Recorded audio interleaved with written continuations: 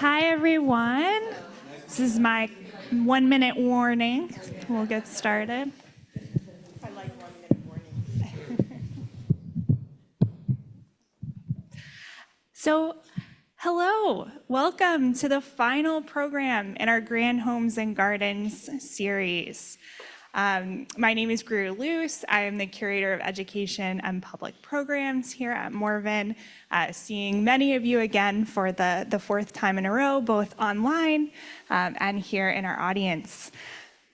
So this is the final program in this year's series, which was titled Stately Homes, Exploring U.S. Governors' Mansions and Gardens. This March, we've traveled from our home state of New Jersey to Virginia, where we heard some humor-filled and poignant family stories, to Hawaii, where we were last week, visiting a space truly significant to the people of those islands. Tonight, we're finishing our journey in Maine with the Blaine House. The Blaine House in Maine, a home whose architecture and landscape is coupled with a fascinating political and social history. As I have every night so far in this series, I'd like to thank some people who make this series possible and all of Morven's programs possible. Kathy O'Hara, who brings us the refreshments, she's shaking her head at me. Joe Murphy, our IT coordinator. And our staff kind of volunteer / assistants for the series, Diana Griffin and Louise Sr. Thank you. Before I introduce tonight's speaker, Maine's state historian Earl Shuttleworth, I'd like to thank our sponsors for the Grand Homes and Gardens series and for tonight's program. First, I'd like to invite Matt Thornton from our series sponsor, Bryn Mawr Trust, to the stage to say a few words. Good evening, everyone. As Greer said, my name is Matt Thornton, and I'm here on behalf of Bryn Mawr Trust, thanking you for joining us tonight as we go through this Grand Homes and Gardens series. I did a little bit of reading, a little bit of pre-work for tonight. So Blaine House, named after James Blaine, who, among other events in his distinguished political career, ran for president against Grover Cleveland in 1884. So I just imagine him on kind of one of these railway tours out in the Midwest, and the local papers glamming on to say Maine's Blaine campaigns in Plains, but I think it would have written itself. But jokes aside, we're really honored to be presenting this series. Bryn Mawr Trust has been involved in communities for well over 130 years, almost back to that election. And this type of historical preservation and learning is just really one of the pillars that we think goes hand in hand with lifelong learning, which we support. So thank you to Greer for having us out here. I'll hand the microphone back to her, but enjoy the presentation. So thank you. Thank you. And this series would not have been possible without Bryn Mawr Trust. We're so grateful for your support of the 2024 Grand Home Series. Finally, I'd like to thank our program series for this evening's program, specifically on the Blaine House, and that is Courtney Lederer and Mark Tierfelder. Courtney is one of our fantastic board members here at Morven, so thank you for making this program possible. I know Maine holds a special place for you both, so we're really grateful to you. Thank you so much. And now, without further ado, I will introduce our speaker for tonight, who will be joining us from Maine. A native of Portland, Maine, Earl G. Shuttleworth Jr. attended Deering High School, Colby College, and Boston University, and was the recipient of honorary degrees from Bowdoin College and the Maine College of Art. He became architectural historian for the Maine Historic Preservation Commission in 1973 and director in 1976. He retired from that position in 2015. Mr. Shuttleworth has lectured and written extensively on Maine's history and architecture and has served as state historian since 2004. So please join me in welcoming Mr. Shuttleworth.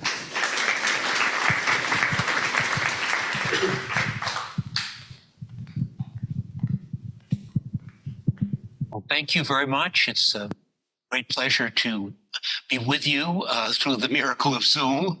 I'm in Hollowell, Maine, and you're in Princeton, New Jersey, so it's a few hundred miles away, but nonetheless, we can communicate very nicely. I just want to give you a couple prefatory remarks before I start the lecture.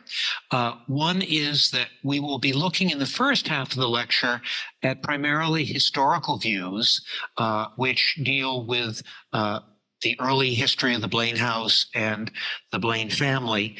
And then we'll switch over in the second half to contemporary photographs showing the house as it is today and as it is currently used as the governor's mansion. I would also say, too, that if you're planning a visit to Maine, it is possible to visit the house. You need to go on to a website called Friends of the Blaine House, which, by the way, is a very excellent and comprehensive website, which will provide you with a lot of wonderful information about the house. But there is on that website a spot where you can get in touch with the State Museum and register for a tour. The house has been available to the public since it became the governor's mansion in 1919, and we would encourage you to visit after you've seen it through Zoom this evening. So if I could have the first slide, please. Do we have the first slide up? Yep. Yes. Okay, fine. Very good.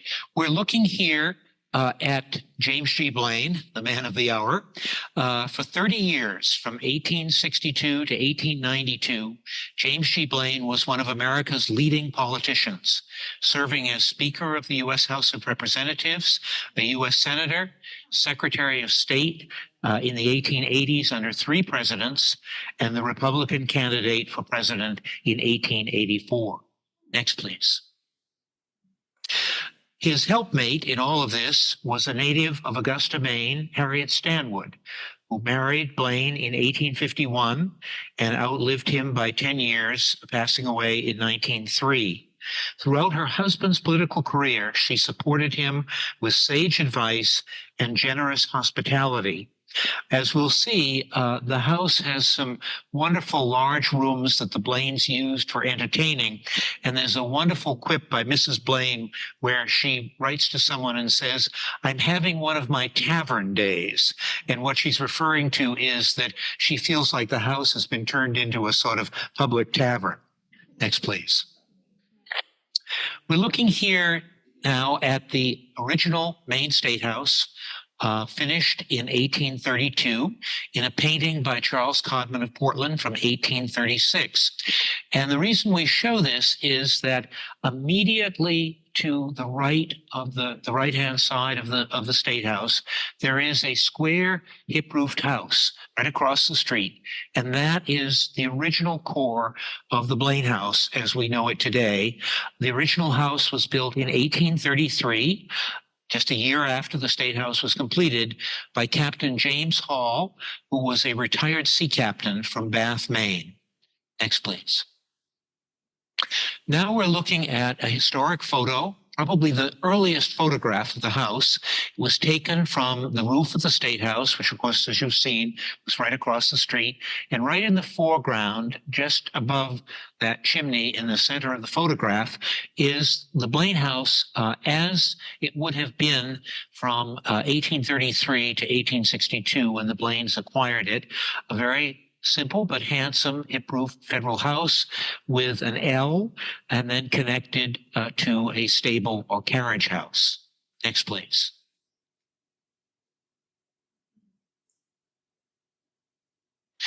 In 1862, the Blaines acquired the house, which again we're seeing in this view from the State House. It's the first building in the lower part of the photograph.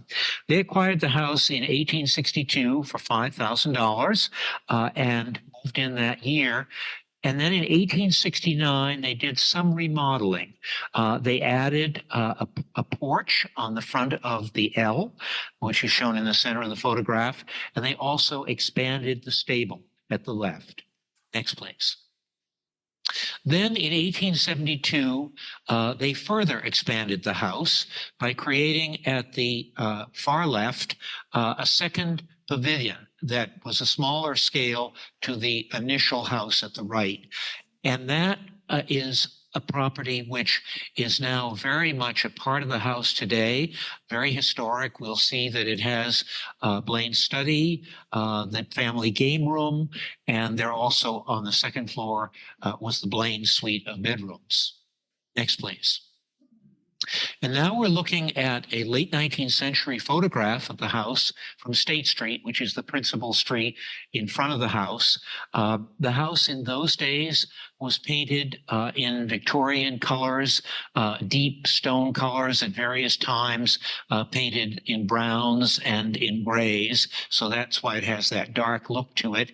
And as you can see, the Blaines had added on the left-hand side this very elaborate projecting Victorian porch. They had added a Italianate cupola, but the core of the Federal period house built by Captain Hall is still very much present.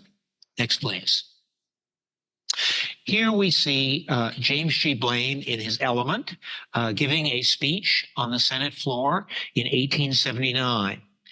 Blaine was described as a commanding figure and a charismatic orator. He was a very controversial figure politically in the 1870s and 80s. His supporters called him the Plume Knight, and his detractors the Continental Liar from the state of Maine. Next, please. He tried 3 times to receive the nomination by the Republican Party for the presidency. First in 1876, then in 1880, and finally in 1884, he succeeded in being nominated. He ran initially a campaign that was really a front porch campaign, which is very typical of 19th century presidential campaigns, in that it was almost thought unacceptable for the campaign president to go out and seek the public and do large gatherings and train trips and so on. But as the campaign went on and the support between Blaine and Grover Cleveland, his opponent, narrowed considerably, Blaine actually did take a big railroad trip across America to try to create interest in his campaign. But this is early in the campaign where he's standing on the steps of the Blaine House giving a speech to a delegation who's coming to him from, of all places, as far as California. Next, please. Here we see daughter Margaret Blaine receiving the news by telephone of her father's presidential nomination in 1884. The telephone was a novelty in those days, and this particular telephone was installed in the house specifically for messages dealing with the campaign. And then after the campaign was over, late in 1884, it was removed because the Blaines thought that there really wasn't a future for this kind of technology, and they didn't want to have to pay future phone bills. Good frugal Mainers. Next, please. Here we see Blaine as President Benjamin Harrison's Secretary of State. His original appointment as Secretary of State occurred in 1881 with President Garfield. That ended in tragedy in that Garfield was assassinated early in his presidency. Blaine stayed on to work for a few months under President Chester Arthur, the successor. And then in 1889, after he had failed to obtain the presidency, but still was a very powerful figure in American politics, President Harrison appointed him Secretary of State. He's seen here seated in his office in the old Executive Office building next to the White House. Blaine probably achieved far more as Secretary of State in the 1880s than in any other aspect of his public career, in that he was a pioneer in encouraging America to create good relations with Central and South America. And indeed, it was during his presidency, his being the Secretary of State in 1889, that the Pan American Union was formed. And this is really, as much as anything, what he is remembered for in history books. Next, please. Now, the Blaines lived a fashionable lifestyle. They had their house in Augusta. They had a large house on DuPont Circle in Washington. And then in 1885, they decided to join the fashionable summer folk at Bar Harbor, which was becoming a major American resort, probably second only to Newport. And this is the quote-unquote cottage that they built, Stanwood, at Bar Harbor, built in 1885. It burned in the big Maine fire of 1947. It was a very elaborate Queen Anne-style cottage designed by a well-known Philadelphia architect. Next, please. And here we see the Blaines entertaining President Benjamin Harrison in August of 1889. Bar Harbor was a very desirable summer destination, and so the cottage was a very popular place for the Blaines to entertain well-known dignitaries in public life. What we're seeing here is immediately second in from the right is Blaine. The lady in the middle with the white dress is Mrs. Blaine. And then immediately to the left, as we're going through the photograph, the gentleman one step up on the staircase is the President of the United States, Benjamin Harrison. Next, please. Now we fast forward and we turn to Walker Blaine Beale. Born in the Blaine House in 1896, he was the son of Blaine's daughter, Harriet. He inherited the house from his grandmother, Mrs. Blaine, in 1903. He was killed, sadly, in France in World War I in September of 1918. And the house was then inherited by his mother, Harriet, who decided that she would fulfill a great need for the state of Maine. There was the State House, across the street was the Blaine House, but there was no home for the governors and their families. And so Harriet Blaine offered the Blaine House, her family home, to the state of Maine, and it was accepted in 1919 for the governor's residence. Next, please. Here is a pen drawing of Harriet Blaine Beale, who was the youngest of the Blaine children and the donor of the house in 1919. Next, please. This is the house as it was in 1919. The photograph was taken by the office of the Portland architect John Calvin Stevens. Governor Carl Milliken, the governor at the time, selected Stevens, who was Maine's leading architect, to renovate the house from a private residence into both a home and a public place for the Blaine House. What we're looking at here is the original 1833 federal house. Many of the features still there, including the column portico, but it had been glassed in. There was the Italianate cupola added by the Blaines, and also the Italianate projecting bay at the left. Next, please.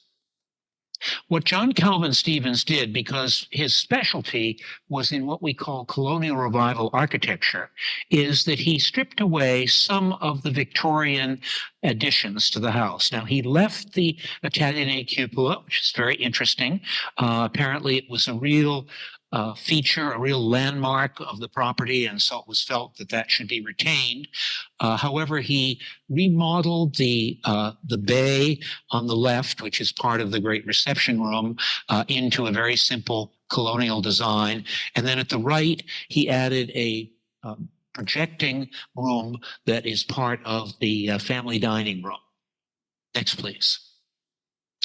Here is the house in 1920 after the remodeling by John Calvin Stevens. In addition to the features that I've mentioned, in the very center of the house, there's the main house, then there's the connector to the addition that the Blaines built in 1872. Stevens did a major renovation of that center portion, that connector, by creating a sunroom that we'll see in a few minutes, and facing the sunroom with a series of French doors, and then finishing that off by a colonnade, a very beautiful classical colonnade. Next, please. And then in addition to the changes to the body of the house as the Blaines had known it, Stevens added a large service wing to the left, which you can see in this photograph, because of course it was coming into a change. It was going from being the private home of one family into not only a family residence, but also a place of meetings and entertainments by the governor. And so there was the necessity for a new kitchen and for considerable space for additional live-in servants. Next, please. Here we see John Calvin Stevens in a portrait in 1915, just a few years before he obtained the commission in 1919 to remodel and expand the Blaine House for the state of Maine. Stevens was born in 1855, started practicing architecture in 1880, and actually continued until his death in 1884 in 1940 as Maine's most prominent architect. So it was not surprising that he was chosen by the state and by the governor to transform the Blaine House in 1919. Next, please. And here we get a sense of how the interior was transformed. Stevens was very sensitive to historic buildings, particularly classically oriented buildings from the Federal and the Greek Revival period, of which the original Captain Hall House of 1833 was a late Federal mansion. And so we see the hallway, the entrance hallway with its lovely circular staircase at the right, as the Blaines lived there with some rather busy late arts and crafts wallpaper, wallpaper that would probably keep you up at night if it was in your bedroom, but at least it was in the main hall. Next, please. And of course, quite a change, not so much structurally. Beautiful staircase is still there, the entryway to the back hall, but the wallpaper has been stripped away and they're just very plain walls. A Boston decorator was brought in to work with Stevens to remodel the interior of the house and to bring it to a circa 1920 taste. Now, as we'll see as we go on, in the more contemporary photographs, there now are wallpapers and some color in the house, but in 1920 it was really just very stripped down. Next, please. Here is the house in the 1980s, shortly before another significant transformation. In 1987, Governor John McKernan took office. He had been elected in 1986, and he felt very rightly that the Blaine House was beginning to get a little tired, a little shabby, and it really needed both public and private support to enhance it and bring it back into its glory. And so he formed a special committee, which toward the end of his administration in 1994, he created two bodies to support the Blaine House. One was the Friends of the Blaine House, which is a private nonprofit group that raises money and works very closely with the governor and her staff to do improvements to the house and repairs. And then in addition to that, he also created a Blaine House Commission which has the power to review all changes to the exterior and the public rooms of the house.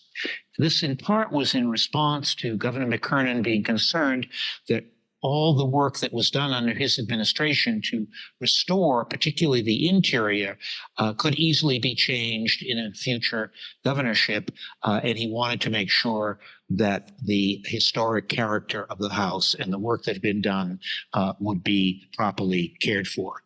Next, please. Now, one of the significant transformations that occurred under Governor McKernan was the realization of a 1919 plan. When the house was received by the state in 1919, not only was John Calvin Stevens brought in for the architectural work, but also the famous landscape firm of the Olmsted Brothers from Brooklyn, Mass. They were the sons of Frederick Law Olmsted, who of course designed Central Park and many, many important landscape spaces in America. They did plans for the grounds, and we'll get into that in a few moments, but they had a associate landscape architect working with them named Carl Russ Parker, and he came up with a plan to create a sort of grand entrance to the house on State Street. That plan lay fallow for almost 70 years until it was rediscovered. And then under Governor McKernan's restoration work, the plan was actually executed. And so you have this rather grand entranceway in the Colonial Revival style, designed in 1919, executed in 1920 in terms of the original discussion of doing it, but not actually built until 1989, 1990. Next, please. Here we have a photograph of Governor Milliken, one in from the right, with his large family, the first gubernatorial family to live in the Blaine House. He and his wife oversaw the renovation in 1919 and then moved in January 1920. To date, 22 gubernatorial families have lived in the house in a little more than a century. Next, please. Here we see some of the famous visitors to the house. General Ulysses S. Grant visited in 1865, immediately after the Civil War. And then as president, he stayed at the house in 1871 and again in 1873 as guests of the Blaines. Next, please. Another famous Civil War general, William Tecumseh Sherman, visited the Blaines at the house in 1867. Next, please. In 1902, just a year before Mrs. Blaine died, President Theodore Roosevelt was touring Maine, and he spent the night at the house. This is a photograph of him right at the very center of the doorway, putting on his tall silk hat, coming down the stairs, getting ready to go to the railroad station to go on up to Bangor, Maine for further visits around the state. Next, please. And in 1959, John F. Kennedy, on the verge of announcing his campaign for the presidency, spent a part of a day at the Blaine House in a news conference, shown here. Next, please. There is a wonderful tradition of specially designed Blaine House Christmas cards, beginning with this simple postcard with Governor Percival P. Baxter. He was the third governor to live in the house. His term was from 1921 to 1925. Baxter was unmarried. He always had a large Irish setter dog. In this case, his Irish setter was Gary. This is the first gubernatorial Christmas card with Governor Baxter and Irish setter Gary, printed and distributed in 1923.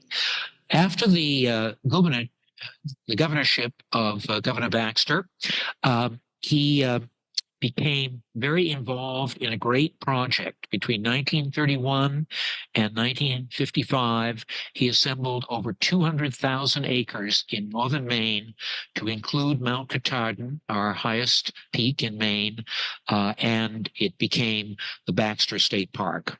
Next, please. Now we move into more recent times. Here is a very recent photograph of the front of the Blaine House from State Street.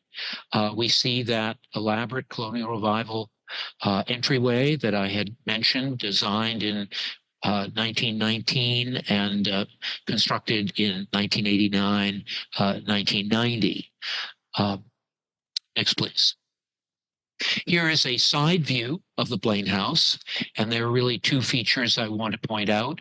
Number one, in the center of the photograph is the connector I mentioned that was extensively renovated by John Calvin Stevens in 1919. And you see the colonnade of the 4 Ionic columns that are interspersed with the French doors. Those French doors are part of the sunroom that we'll see in a few moments.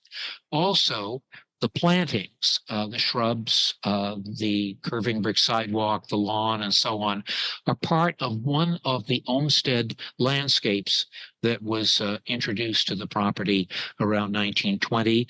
This is known as the Governor's Garden, and it is between the house and Capitol Street, which is the street that divides the house from our State House. Next, please. And here we see a view of the Blaine House in winter, and it gives you a sense of the 4 parts of the house. At the right, the original Captain Hall house, which also had a very simple L. Now the connector. Then there's the section that the Blaines added in 1872, and then the service wing to the far left that was added in 1919. Next, please. As you enter the house in the hallway, there are 2 plaques. One of them is the National Historic Landmark plaque from 1964. That is the highest designation that the U.S. Department of the Interior gives to historic buildings that are privately owned. Next, please. And then there also is a memorial plaque to Walker Blaine Beale, the young man who lost his life in World War I, and then the house, as a gift of his mother, came to the state of Maine.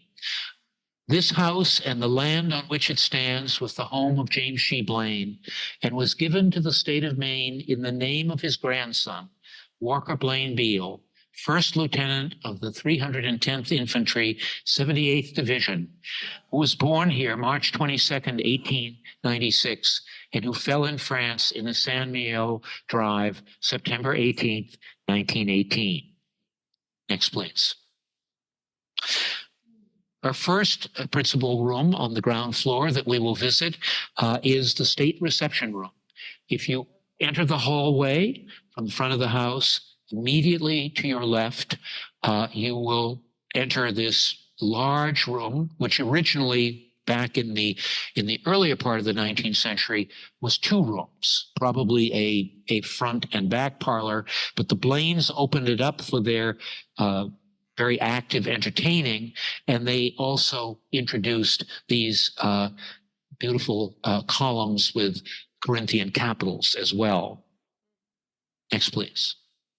One of the great features of our governor's mansion, the Blaine House, is that during the restoration under Governor McKernan, many wonderful Maine-related antiques and artworks were added to the house.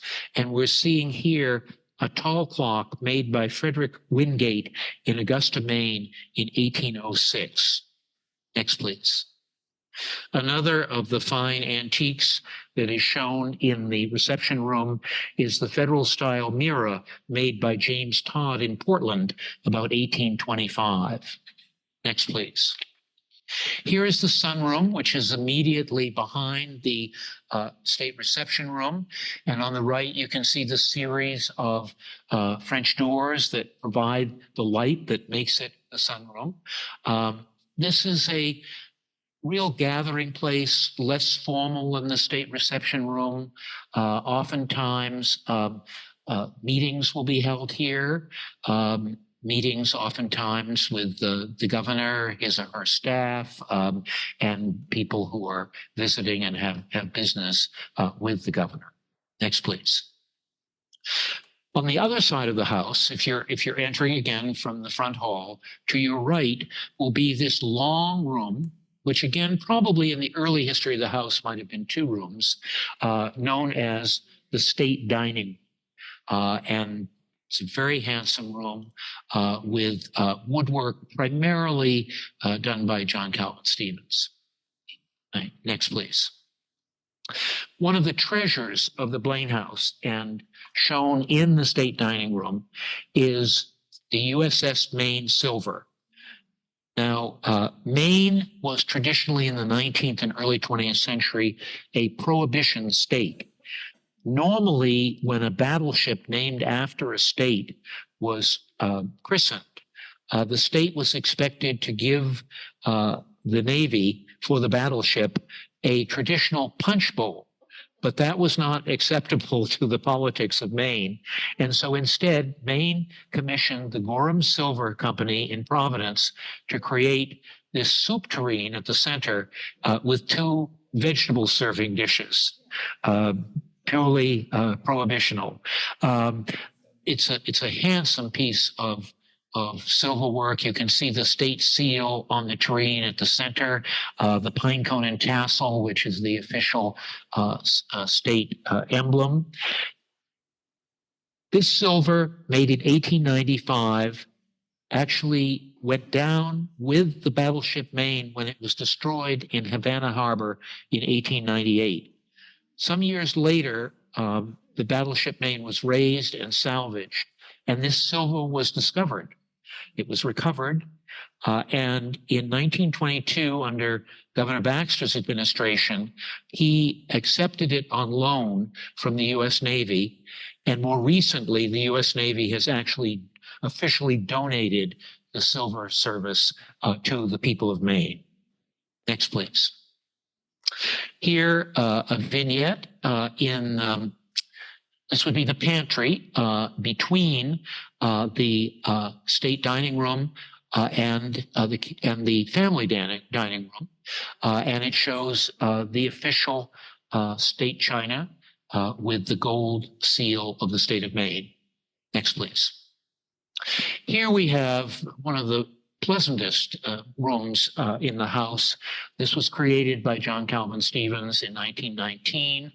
It is the family dining room where the governor, family, guests, staff all convene, and immediately adjacent to it, behind it, is the actual kitchen for the Blaine House complex. Next, please. Now, when the Blaine House was given to the state in 1919 by Harriet Blaine, she stipulated that she wanted 2 rooms to be preserved intact from the time when her parents lived in the house. And these then were kept in Victorian decor. The first one is the Blaine study, which is on the ground floor of that section of the house that was added by the Blaines in 1872. It's an octagonal room. The wallpaper is actually a reproduction of a paper that was in one of the rooms at the White House during Abraham Lincoln's presidency. And this is a room that really gives us a sense of what the house must have been like decor-wise in the Victorian period. Next, please. There are many interesting items in the house, particularly in the study. This is the bust of James G. Blaine, a marble bust made by the Maine sculptor Franklin Simmons, sculptured in Rome in 1880. And this is in one of the alcoves of the study. Next, please. And then we have this wonderful set of furniture. This was Blaine's Senate desk and chair, which he used on the floor of the U.S. Senate from 1876 to 1881. And apparently, after you finished your tenure, you were able to take your furniture home with you. And fortunately, this survived in the family and is on display in the study. Next, please. Adjacent to the study on the first floor is the game room, also an octagonal room. And this has been restored to a Victorian feeling with the billiard table. Next, please. There are a number of interesting features in this room that were added during the restoration around 1990. They included this display case in which there are memorabilia from the 1884 campaign and Blaine House souvenir china. Up on the very top shelf there are these beautiful translucent glass plates that show the two pairs of candidates for the 1884 election. At the right is Grover Cleveland, pardon me, at the left is Grover Cleveland, at the right is James G. Blaine. Next, please. And then when during the restoration period, it was felt that it would be nice to honor the families who had lived in the house, and that the large walls, open walls of the game room would be a good place to do that. So each family who has lived in the house is memorialized by a period photograph and one of their Christmas cards. Next, please. The house features many distinguished Maine artworks, and I'll just give you a couple examples. Here we're looking at a painting of the Camden Hills on the mid-coast by W.T. Brackett, a local artist from about 1870. Next, please. And then in more recent years, there has been a program of asking for loans by distinguished Maine artists to display their work. And our governor, Janet Mills, asked for a work by Jamie Wyeth, who was the third generation of the famous Wyeth family, who have such association with the Maine coast. N.C. Wyeth, the grandfather, Andrew Wyeth, the father, and now Jamie. This is a very dramatic painting of a seagull, probably related to Monhegan Island, where Jamie does much painting in that area. It's from 2009, and as I say, on loan to the house by the artist. Next, please. Now we take a look at the grounds. This is a view of what we call the Governor's Garden, a large area between the house and Capitol Street with the Maine State House in the background. This would have been part of the Olmsted Brothers landscape design for the grounds in 1920. This area, along with other grounds, were restored in 2006-07 under the leadership of First Lady Karen Baldacci, and she consulted with Presley Associates, Marion Presley, in the Boston area, who is an expert in the restoration of Olmsted landscapes. Next, please. This is the other major garden that was restored under Mrs. Baldacci's leadership in 2006-07. It is called the New England Garden, and this is the private garden that is off the north side of the house. You'll see in a moment that you enter the garden primarily through either the family dining room, or there is an archway in the front entrance of the house that allows you into the garden. Next, please. Another view. This is primarily a perimeter garden with a large lawn in the center. The New England Garden. Next, please. And finally, we see the pathway from the doorway that opens from the family dining room onto the garden. This is the north side of the house. Next, please. Mrs. Baldacci was particularly interested in landscape and in horticulture, and during her tenure, she built the greenhouse for the grounds. And more recently, our current governor, Janet Mills, has continued this spirit Those two blue stanchions are Maine beehives. The Blaine House produces its own honey. There also is a large vegetable garden beyond the greenhouse, and you can see some of the fruits of that, a cucumber and some carrots and potatoes. Next, please. The special time of the year at the Blaine House is Christmas, and we have a tradition of decorating the exterior and the interior of the house.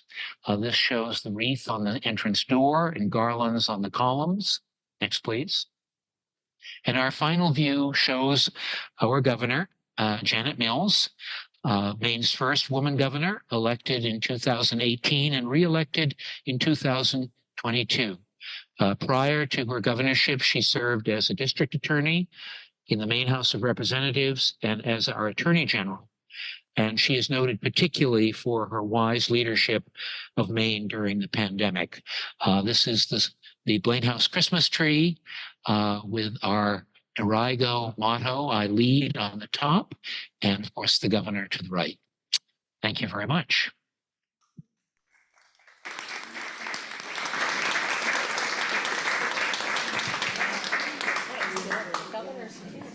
Thank you so much, Mr. Shuttleworth. That was fantastic. So now we can take some questions in the last couple of minutes. I actually did have a question online. And if you are online, feel free to put your questions in the Q&A box. I will be checking that. So the question that we got online was, who was the architect that designed the home in Bar Harbor, the cottage in Bar Harbor that you showed us? Yes, I believe, I'm just working off the top of my head here, but I believe it was an architect from Philadelphia named Kamek, who worked in conjunction with Frank Furness, who was a very prominent architect in the Victorian period in Philadelphia. So I think it was a collaboration between Furness and Kamek. Excellent, thank you. Any questions? Thank you so much. I know there'll be astute questions on the evolution of the architecture, which is fabulous, the interior and the gardens. I just wanted to note that we are here in Princeton. We're just a couple blocks away from the cemetery where Grover Cleveland is buried. And, and thank you for teaching us some things we did not know. I mean, what an extraordinary political career Blaine had, and you know, in Congress and serving multiple presidents and Secretary of State. And we will now remember the Maine Blaine campaign train. So we thank you. Well, may I comment on your nice comments? Just to add that was a very uproarious campaign, and in fact, it came down at the last moment to Blaine losing New York State by 5,000 votes and thus losing the election. It was that close. And it was a nasty campaign in which, as I mentioned before, people had the slogan of Blaine, Blaine, the Continental Liar from the state of Maine. And the tables were turned by the Republicans on the Democrats, claiming that Grover Cleveland had an illegitimate child. And the jingle for that was, "Mama, where's my par? Gone to the White House, ha ha ha." So I guess, you know, challenging political campaigns are nothing new in American history.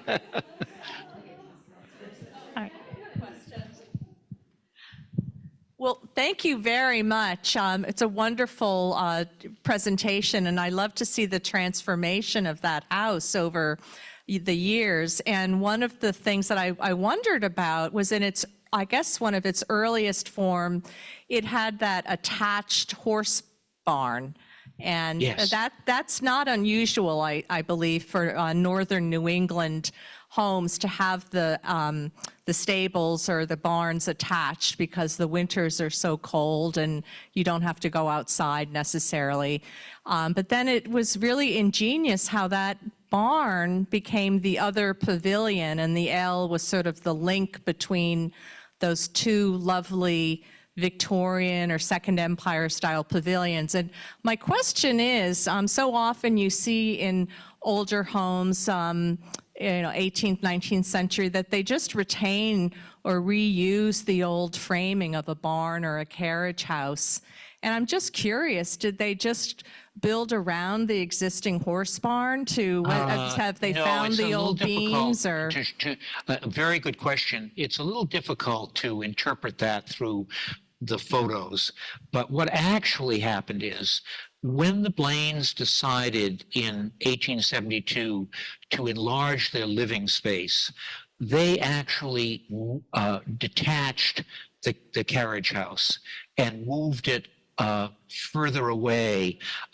They would have moved it several hundred feet from the main house. And then the second pavilion, the smaller pavilion, which has the matching Italianate cupola on the top, that was a piece of new construction in 1872. Yeah, as opposed to being reused from an earlier structure that was there. But it's amazing. I didn't show pictures of these, but that carriage house that was moved and detached from the house, parts of it going back to the original house in the 1830s, is still used as a garage today, showing, of course, that Mainers are great frugal reusers of buildings. Any other questions? No? All right. And I don't think we have any more online. So just want to thank you so much, Earl, for such a wonderful presentation. I'll go stand at my cue here. You really brought the house to life for us, and it was just fascinating. So we really appreciate your time this evening, and thank you all for being here as well. Thank you for a great Grand Homes and Garden series.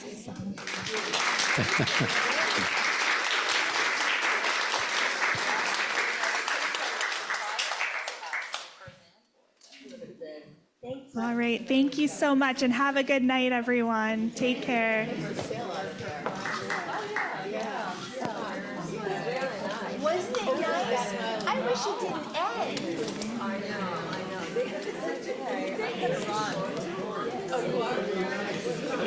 I guess it's always been 4.